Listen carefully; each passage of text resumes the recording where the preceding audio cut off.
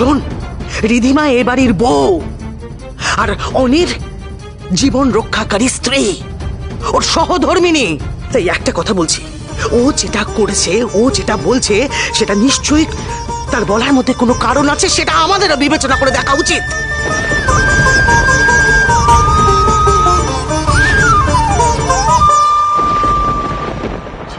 বাবা, পিসিমার হলোটা কি? আর ওই আগেনস্টে কথা বলছে। যে কাজ আমি এতগুলো বছর ধরে করতে পারলাম না, সেটা রিধিমা করে নিল। ও কি বস করে ফেললো নাকি বুড়িকে? আজকে তোকে আমি সরে যা, তুই ওখান থেকে সরে যা, সরে যা বলছি।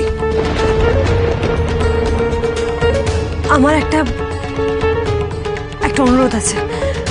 আপনাদের সবার অনুমতি থাকলে আমি একবার মিসেস রয় চৌধুরী আর মানিকের সাথে আলাদা করে কথা বলতে চাই। কি কথা বলবেন আপনি ওর সাথে? না না, কোনো কথা তুমি ওর সঙ্গে বলবে না। কাকাই, কাকাই প্লিজ একবার অনুমতি দিন না, আমি কিছুক্ষণের জন্য কথা বলতে চাই আলাদা করে, প্লিজ। যাও যাও, গিয়ে কথা বলো, যাও। আসুন আপনারা।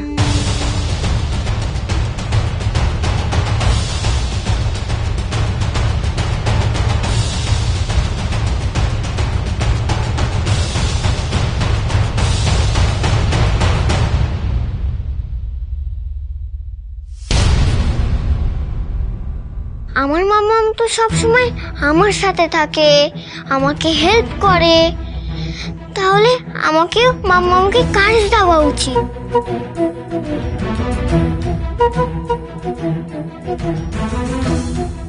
সবাই আমায় বেবি ভাবে রে মাঙ্কু, কিন্তু তুই তো জানিস আমি আর এখনো বেবি নই।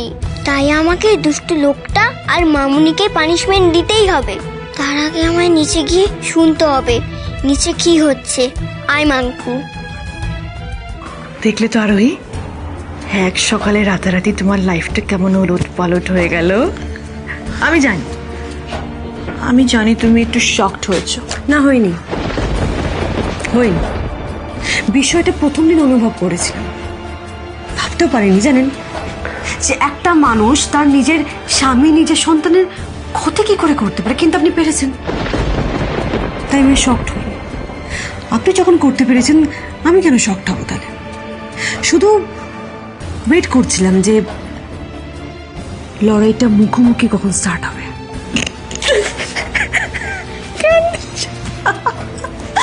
ও বাবা আরোহী, এই মানে তুমি এই মেয়েটাকে বিয়ে করতে চাইছো? এই মেয়েটার জন্য পাগল তুমি? কেন? আর যাই হোক, শোনো শোনো শোনো, এই মেয়েটা কিন্তু বউ হিসাবে ভারী দজ্জাল হবে। হ্যাঁ, তুমি তোমার মাকে বলো ভালো করে টাইট দিতে ডিট মেয়েটাকে। বৌদি, আর ওই কোনো হোল হলে আমার মাও বাগাতে আমি বুঝতে পেরেছি, আজ সকালেই যথেষ্ট বুঝতে পেরেছি। হ্যাঁ আরোহী, সকালে ধনেশগঞ্জ গিয়েছিলাম তোমার বাবু শ্বশুরের সঙ্গে দেখা করতে। তারপর আপনি তো সেদিন আরোহীদের সঙ্গে এখানে এসেছিলেন। আশ্চর্য, আমরা তো বুঝতেই পারিনি যে আপনি অনির বউ। আসলে কি জানেন তো, এই প্রথম থেকে না এই বিয়েটা নিয়ে আমার মনের ভেতরে একটা সন্দেহ ছিল, কিন্তু আমি না ছিল সেটা জেনে কোনো লাভ নেই। এখন শুনুন আপনাদের কি করতে হবে, স্পেশালি আপনার ছেলেকে আমার সঙ্গে ওই বাড়িতে যেতে হবে। না না না না না, আমার ছেলে ওই বাড়িতে যাবে না। ও যতবার ও বাড়িতে গেছে ততবার বিপদে পড়েছে। এইবার আবার যদি কিছু ঘটে যায় তা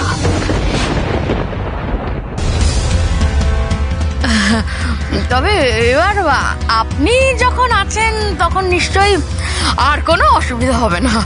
আমার মানিকের স্বপ্ন পূরণ হবে। মানকে বিয়েতে কোনো অসুবিধা থাকতেই পারে না। মানে বলছিলাম আরোই কিন্তু ডেঞ্জারাস। ও যদি কোনো ব্যাঘাত ঘটায়, সেই সুযোগও পাবে না। আরোহীকে যেভাবেই হোক ব্ল্যাকমেল করে আমি বিয়ের ফিরিতে বসাবই। আর তারপর ওকে ধনেশগঞ্জে নিয়ে এসে শান্তির বাড়িতে বেগার খাটাবো।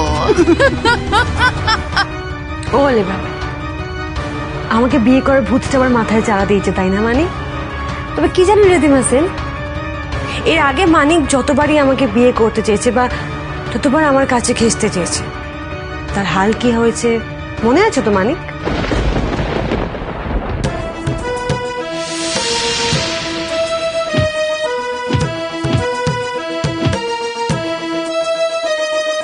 এত কিছু পরে যদি ওর শিক্ষা না হয়ে থাকে, আবার যদি সেই ভূতটা মাথায় চাড়া দেয়, তাহলে আর কি বলবো?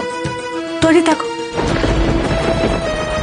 আর একটা কথা রিধিমা সেন, আমি আর মিস্টার রয় চৌধুরী অগ্নিকে সাক্ষী রেখে 7 পাক ঘুরেছি। একটা জন্ম নয়, 7টা জন্ম একসাথে থাকার প্রতীক্ষা করেছি। আমাদের আলাদা করার জো কারণ নেই, আর আপনার তো নেই। এই আরোহী, একদম আমাকে চ্যালেঞ্জ করবে না। তুমি আমাকে চেনো না?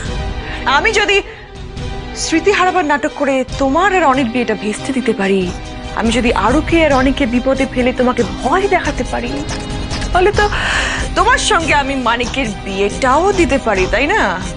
করে নিন, আপনার যা করার আপনি করে নিন। আমিও আপনাকে এখানে দাঁড়িয়ে কথা দিচ্ছি রিধিমা সেন, আমি মরে গেলেও কোনোদিন মানিককে বিয়ে করব না। তো ওর জায়গা যদি ও অন্য কাউকে মরতে হয় তাহলে? মানে ধর তোর কিছু হলো না, তো পুচকু যদি কিছু হয়ে যায়? মানিক, গলার জোর দেখে কিচ্ছু হবে না আরোহী, চুপচাপ মানিককে বিয়ে করে নাও, তোমারই ভালো। নইলে অনেক উপর দিয়ে এতদিন তো ছোটখাটো অ্যাক্সিডেন্ট হয়েছে, এরপর কিন্তু অনেকে আমি জানে মেরে দেবো, আর এক মুহূর্তের জন্য ভাববো না। মামুনি এত বাজে, মাম্মামকে ভয় দেখাচ্ছে। এবার দেখো তুমি কি করবে, মানিককে বিয়ে করবে নাকি নিজের জেদ টিকিয়ে রাখার জন্য তোমার প্রাণের প্রিয় অনির মৃত্যু দেখবে?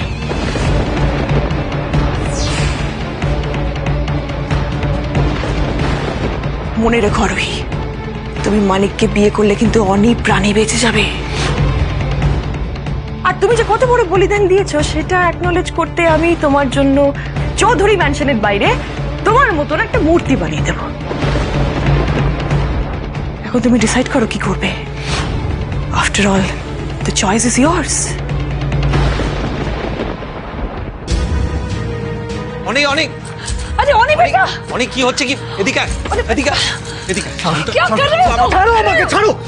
কেউ আটকাতে আসবে না আমাকে, কেউ আটকাতে আসবে না কাকাই, প্লিজ প্লিজ। অনেক হয়েছে, অনেক দিন আমি মুখ বুঝে সবকিছু সহ্য করেছি, মেনে নিচ্ছি সবকিছু, কিন্তু সবকিছুর একটা সীমা থাকে। Enough is enough.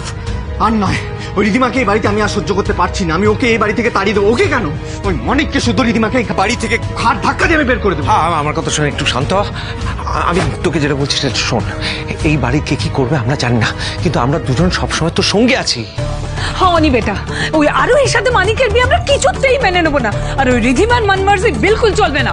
ছোট ঠামি এগুলো কেন করছে, কেন করছে এসব? ছোট আমি জানি না রিধিমা আমার সাথে আমার মেয়ের সাথে কি করেছিল? সবটা জানার পরও আমার সম্পত্তির 50% শেয়ার ওকে দিতে বলছে। এটা মানে কি? মানে কি অনি বেটা, আমরাও বুঝতে পারছি না রে।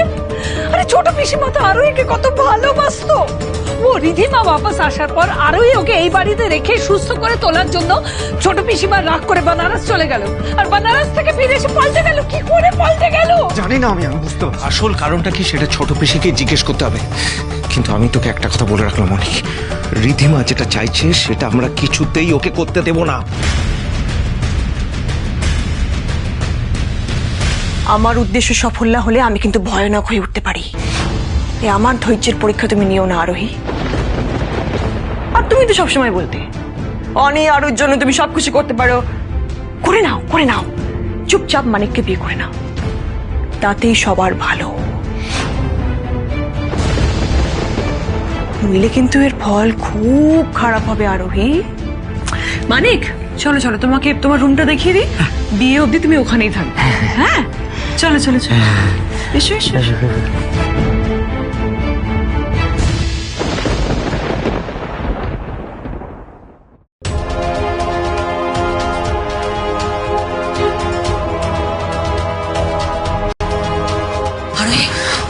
কি হয়েছে? পিসমনে রিধিমা আমাকে থ্রেট দিয়ে গেছে। ও বলেছে আমি যদি মানিককে বিয়ে না করি তাহলে ও আরো আর রয় চৌধুরী ক্ষতি করে ফেলবো, তাকে প্রাণে মেরে দেবে। যা ইচ্ছে তাই বলুক, যা ইচ্ছে তাই বলুক, শুধু তুমি এই বিয়েটাতে রাজি হবে না, একদম রাজি হবে না। কথা শোনো আমার, বাকিটা আমরা বুঝে নেব। ও আরোহী, শোনো না, তুমি তো আমাদের জন্য অনেক কিছু করেছো মা, এবার আমাদেরও তোমার জন্য কিছু করতে দাও না, আমাদের করার পালা। একেবারেই তাই। আর তাছাড়া মানিককে বিয়ে করা মানে তো হাবুড়ে ঝাঁপ দেওয়া, পুরো জীবনটাই নষ্ট হয়ে যাবে তোমার। না, আমি এক্ষুনি সবাইকে গিয়ে বলে দিচ্ছি এই বিয়ে হবে না। দাঁড়ান পিসিমণি, না পিসিমণি, তাড়াহুড়ো নয় পিসিমণি, আমাদেরকে খুব ঠান্ডা মাথায় বিষয়টা হ্যান্ডেল করতে হবে। রীতিমা যা ডেঞ্জারাস একটা মেয়ে, ও যে কোনো মুহূর্তে যে কারোর ক্ষতি করতে পারে। আমাকে ভরসা করেন তো? আমি জানি ওকে ঠিক কি করতে হবে এবার। মানে কি করতে চাও তুমি? রীতিমা যে দানটা দিয়েছে, ওকে মাত দিতে গেলে ঠিক পাল্টা চাল দিতে হবে আমাদের। এবার রীতিমা সেনকে চিরদিনের মতো এই বাড়ি থেকে বিদায় করতে হলো, যদি আমাকে বিয়ের পিড়ি অব্দি পৌঁছতে হয় আমি তাই পৌঁছাবো। জানো, ওর মামুনি রাত্রিবেলা এসে কিরকম স্কেয়ারি গলায় কথা বলেছে। ওই ব্যাড আঙ্কেলটাকে আবার ওই মামুনি আমাদের বাড়িতে নিয়ে এসেছে, বলেছে ওরা কি আমার পাপাই। মাম্মামকে ভয় দেখাচ্ছে, বলছে কি মাম্মাম যদি ব্যাড আঙ্কেলটাকে বিয়ে না করে তাহলে আমার আর পাপাইয়ের ক্ষতি করবে। আর যে মামুনি বলে না মামুনির কোনো কিছু মনে নেই, কিন্তু মামুনির সব মনে আছে। জানো, মামুনি ভুলে যাওয়ার অ্যাক্টিং করছিল যাতে মামাম আর পাপাইয়ের বিয়ে না হয়। আমি সিনেমায় দেখেছি আরো, এখনকার ছেলেরা না হিরো হিরোইনকে এইভাবেই ডেঞ্জারে ফেলে।